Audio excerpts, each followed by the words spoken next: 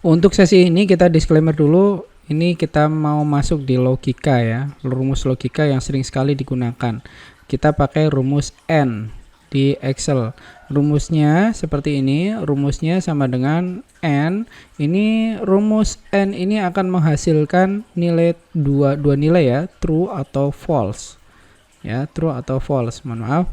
Nah, seperti ini. Nah, kalau true berarti kondisinya benar semua. Kalau ada salah satu yang salah berarti false. Ya. Ini rumusnya juga bisa diketik dulu biar teman-teman paham dulu ya. Salah satunya adalah rumus N itu false atau true. Ya. Atau bisa juga rumus N ini digunakan untuk logika yang tiga-tiganya benar semua. Logika 1 benar, logika 2 benar, logika 3 benar, dan seterusnya. Ini bisa pakai rumus N. Jadi syaratnya harus benar semua gitu maksudnya ya. Atau bisa juga rumus N ini digunakan jika syaratnya itu salah semua, nilainya itu tidak terpenuhi semua ya. Atau bisa dikombinasikan terserah dari logika teman-teman, logika berpikir teman-teman.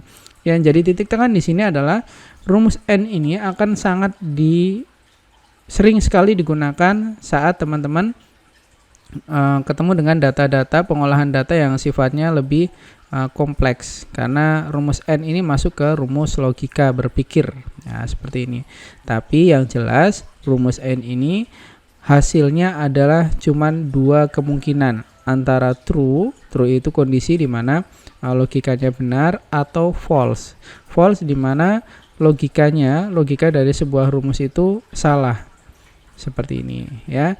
Jadi teman-teman harus pahami dulu ini sebelum masuk ke berikutnya, tahapan berikutnya, karena nanti kedepannya akan lebih kompleks.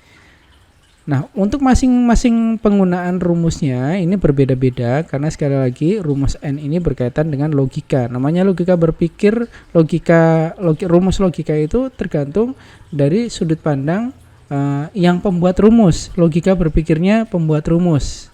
Misal seperti ini ya. Ada true, false, dan sebagainya. Kita coba lebih mudah lagi biar teman-teman paham penggunaan rumus N. Misal seperti ini, kita ada nilai 70 ya, 70 sebagai yang konstan, yang 70. Hasil N-nya seperti apa? Kita coba logikanya adalah logika pertama dimasukkan N A2 yaitu 80. 80 lebih besar dari 70, nilai konstannya kita masukkan, terus titik koma. Logika yang kedua, 90 lebih besar dari 70, terus kemudian jangan lupa ditutup kurung tutup, maka benar ya. 80 sama 90 kan lebih besar dari 70, maka berarti masuknya true. Kita coba lagi, N ini kita pakai 60 ya. 60 lebih, apakah 60 lebih besar dari 70? Ini tetap konstan ya. Terus kemudian titik koma.